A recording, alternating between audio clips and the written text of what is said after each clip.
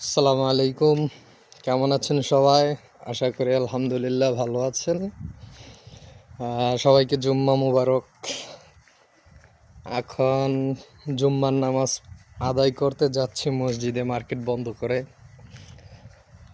তো শীত তো চলে গেল, মোটামুটি গরম চলে আসছে।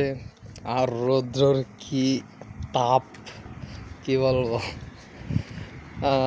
সৌদি আরবে তো আপনার পাথরের দেশ, মরুভূমির দেশ, বুঝছেন। তো চারিদিকে দালান কোঠা দেখতেই পাচ্ছেন, রাস্তাঘাট পাকা। তো সেজন্য আপনার রৌদ্রর তাপ যদি পরে 10%, ওই তাপমাত্রার কারণে দেয়াল, রাস্তাঘাট সব কিছু গরম হয়ে যায়। সেজন্য তাপমাত্রা বেড়ে হয়ে যায় পুরো 100%, বুঝছেন। আর তাছাড়া প্রতিটা বাড়িতে 2-3টা করে গাড়ি থাকে একটা পরিবারে। দেখতেই পাচ্ছেন কি পরিমাণ গাড়ি পার্কিং করা আছে। তো ইঞ্জিনের তাপ, ধোঁয়া, এগুলোর কারণে পরিবেশ আরও গরম হয়ে যায়। আর গাছগাছরা তো নাই, দেখতে পাচ্ছেন সব করা বাড়িতে সর্বোচ্চ 7-8টা বাড়িতে গাছগাছরা থাকে, খুবই কম।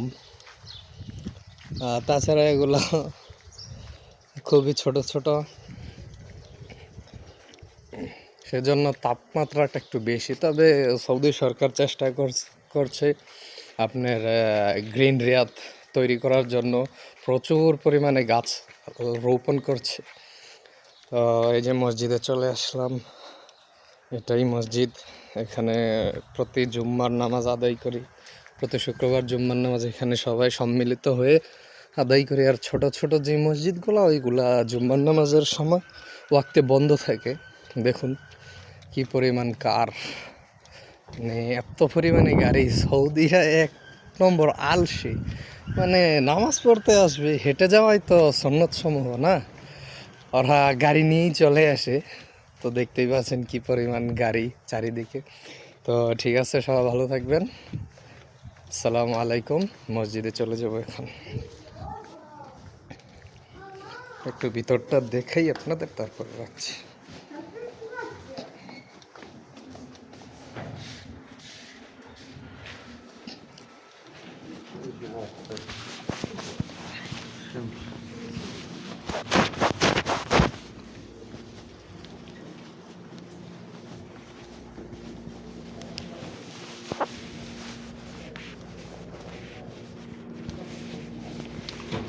মসজিদে পানি